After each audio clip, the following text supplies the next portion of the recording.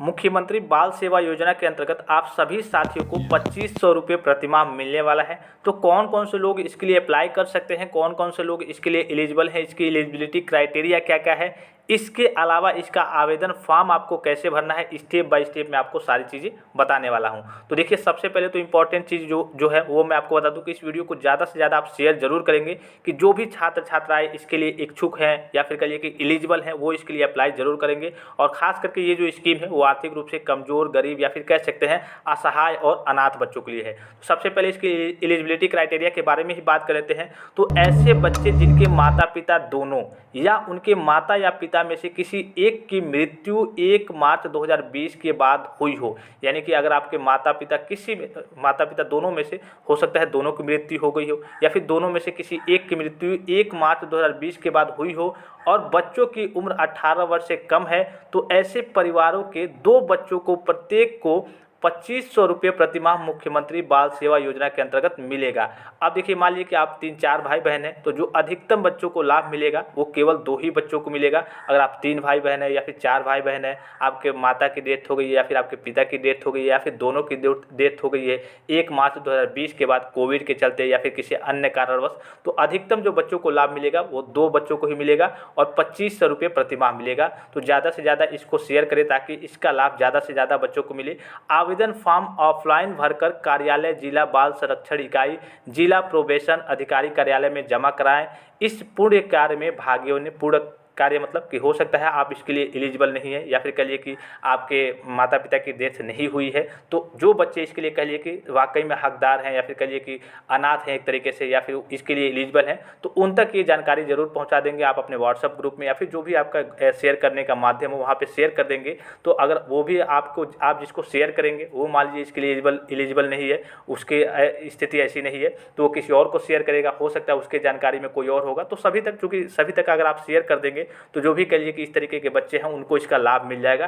तो आवेदन फॉर्म कैसे भरना है वो मैं आपको थोड़ा सा दिखा दूं। जैसे कि स्क्रीन पे आपको दिख रहा होगा, यहाँ पे आपको फोटो वगैरह लगाना है, यहाँ पे आपको दिख रहा होगा आवेदन पत्र। तो देखिए, यहाँ पे दिख रहा होगा सभी संलग्नों के साथ स्वसत्यापित व पूर्ण रूप से भरे गए फॉर्म ही स्वीकार किए जाएंगे। यानी कि जो भी आपको डाटा यहाँ पे जो भी आपके ऑप्शन रहेंगे सारे ऑप्शन आपके भरे हुए होने चाहिए और आपका सिग्नेचर वगैरह होना चाहिए। तो सबसे पहले आवेदक का नाम, जैसे मान लीजिए कि आपके माता और पिता में दोनों की डेथ हो गई है तो आप किसी और के संरक्षण में रहते होंगे, ठीक है, तो आप किसी और के संरक्षण में रहते होंगे तो वहाँ पे इनका नाम रहेगा। इस पे जो रहेगा आपके आवेदक का नाम, यानी कि जो आपका फॉर्म भरेगा। जैसे कि मान लीजिए कि आपके माता पिता दोनों की डेथ हो गई है या फिर मान लीजिए कि आपके माता की डेथ हो गई है, आपके पिताजी हैं, तो आपके पिताजी आपका फॉर्म भर रहे हैं तो यहाँ पे आवेदक का नाम रहेगा।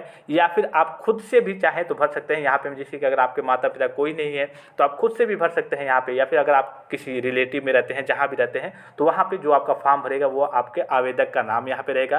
फिर आवेदक का बच्चे के साथ क्या संबंध है चुने, माता है, पिता है, चूंकि यहाँ पे एक एक ऑप्शन चूज करना है। अगर दोनों ऑप्शन अगर आपके माता पिता हैं तो आप एलिजिबल तो है ही नहीं। तो आपके माता, मान लीजिए कि आपके पिता की डेथ हो गई है तो आप अपनी माता जी के संरक्षण में रहते हैं तो वहाँ पे चूज कर लेना है, जो भी यहाँ पे नाम भरेंगे उनका संबंध आपको चूज कर लेना है। या फिर देखिए यहाँ पे लास्ट में आपका स्वयं का भी ऑप्शन है, आप खुद का भी आवेदक का नाम आप खुद का भी भर सकते हैं और स्वयं यहाँ पे टिक कर सकते हैं, ठीक है।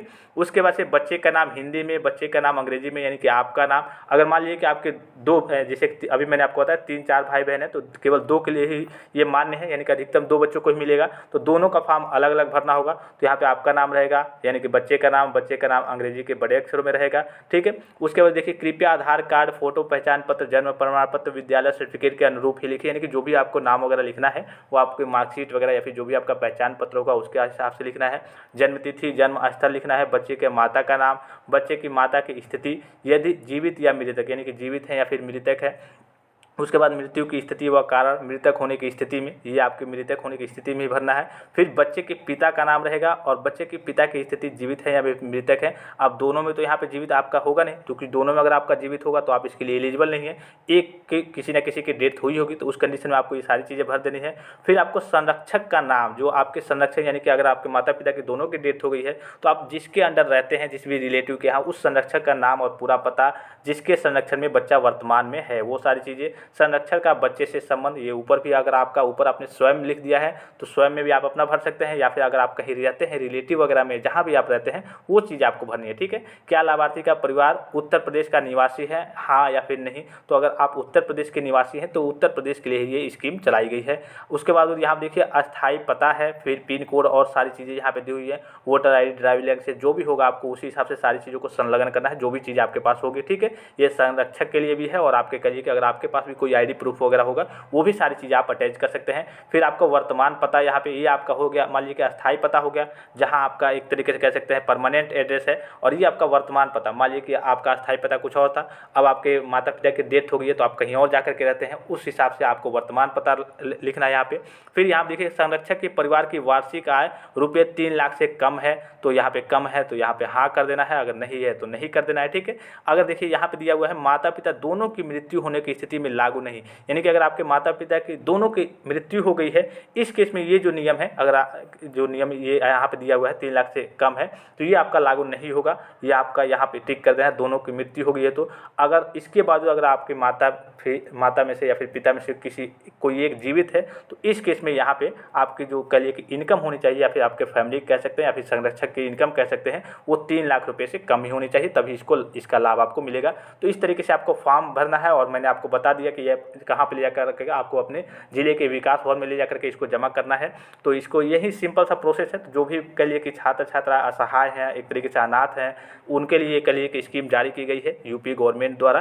तो ज़्यादा से ज़्यादा इस वीडियो को शेयर करेंगे कि सभी बच्चों तक, सभी लोगों तक ये जानकारी जरूर पहुंच जाए, और जो भी जिनको भी इसका लाभ मिलना हो, असहाय बच्चों को, गरीब बच्चों को, उनका लाभ मिले। तो फिलहाल इस वीडियो में इतना ही, और भी कोई समस्या हो, कोई डाउट हो, कोई कन्फ्यूजन हो तो आप कमेंट करके पूछ सकते हैं। धन्यवाद, थैंक्स फॉर वॉचिंग, मिलते हैं नेक्स्ट वीडियो में।